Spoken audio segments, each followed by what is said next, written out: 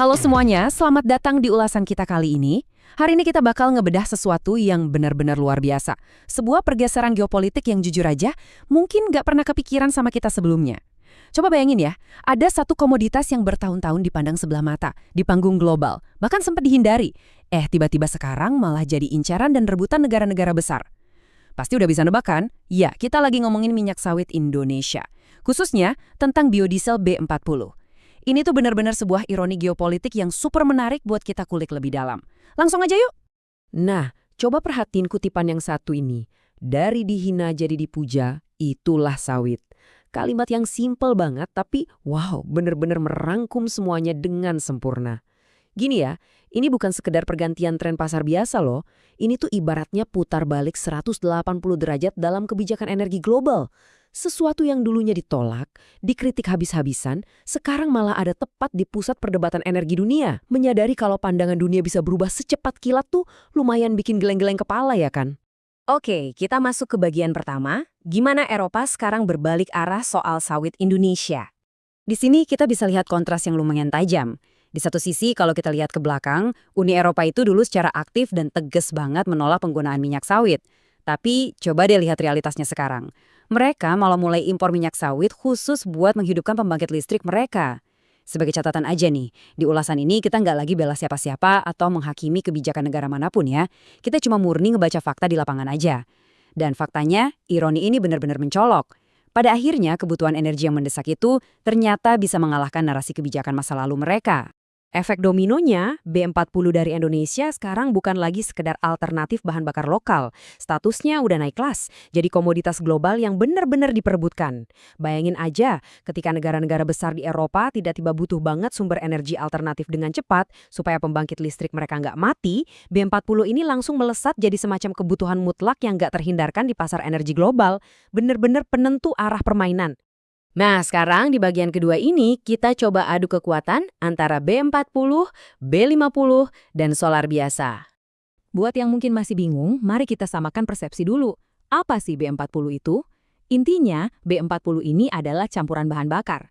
Angka 40 di situ artinya ada 40% minyak sawit Indonesia yang dicampur ke dalamnya buat dijadiin alternatif yang lebih terbarukan dibanding bahan bakar fosil standar.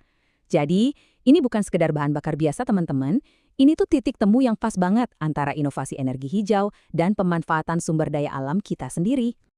Biar lebih kebayang, kita bandingin langsung aja perbedaannya. B40, seperti namanya, itu 40% sawit dan 60% fosil. Terus, kita juga punya B50, yang artinya porsi bahan bakar fosilnya udah dipangkas sampai tinggal setengahnya aja. Dan di ujung sana ada solar biasa, yang 100% murni bahan bakar fosil. Terus, kenapa dunia peduli banget soal ini? Karena perdebatan soal mana yang lebih kuat buat mesin, mana yang lebih efisien, dan seberapa andal ketiganya kalau dipakai di skala industri, itu krusial banget. Pertanyaan kuat mana ini bukan cuma urusan performa mesin loh, ini benar-benar nentuin layak atau enggaknya transisi energi massal dari energi fosil ke nabati. Lanjut ke bagian ketiga, gimana nasib petani kita dan tentunya pasokan minyak goreng. Poin krusialnya di sini adalah, ini tuh ibarat dua sisi koin yang nggak bisa dipisahin. Di satu sisi, jelas ada dampak positif yang luar biasa. Permintaan ekspor yang meledak ini menjanjikan keuntungan ekonomi yang gede banget buat para petani sawit lokal kita. Pasti seneng dong. Tapi tunggu dulu, di sisi lainnya, ada resiko domestik yang ngintip di keseharian kita. Kalau pasokan sawit besar-besaran disedot buat menuhin dahaga energi dunia, pasti ada potensi nyata harga minyak goreng di pasaran ikut naik. Dan kita tahu sendiri kan seberapa penting minyak goreng buat dapur kita. Ini pada akhirnya memunculkan satu dilema klasik yang lumayan bikin pusing. Coba dipikirin deh, gimana caranya sebuah negara bisa nyeimbangin lonjakan permintaan ekspor yang super menguntungkan itu dengan kewajiban menjaga ketahanan pangan di dalam negeri. Kalau pembangkit listrik di Eropa butuh banget sawit kita buat bertahan hidup, rakyat di sini juga butuh banget komoditas yang sama persis buat masak makanan mereka tiap hari.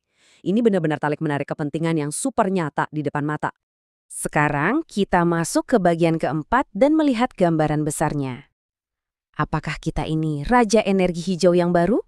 Ngeliat semua pergeseran geopolitik ini dan ketergantungan baru dunia sama kita, muncul pertanyaan besar. Apakah situasi ini lantas bikin Indonesia otomatis naik tahta jadi raja energi hijau yang baru? Ataukah jangan-jangan kebutuhan darurat Eropa akan biodiesel sawit kita ini cuma sekedar solusi tambal sulam yang sifatnya sementara gara-gara krisis aja? Atau sebaliknya, ini beneran langkah awal buat mahkota permanen Indonesia di lanskap energi terbarukan global? Yang pasti sih, untuk saat ini posisi tawar kita benar-benar lagi ada di atas angin. Pada akhirnya, dari semua ulasan kita hari ini, ujung-ujungnya bermuara ke satu tantangan fundamental, menyeimbangkan dominasi energi global dengan stabilitas domestik. Jadi penentu dan penyedia energi bagi dunia itu posisinya emang keren dan super strategis.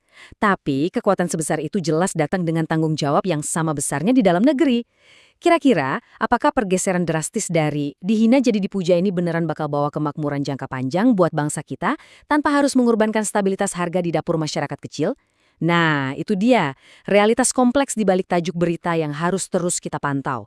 Makasih udah ngulik isu ini bareng-bareng, dan mari kita terus berpikir kritis tentang bagaimana dunia ini bekerja.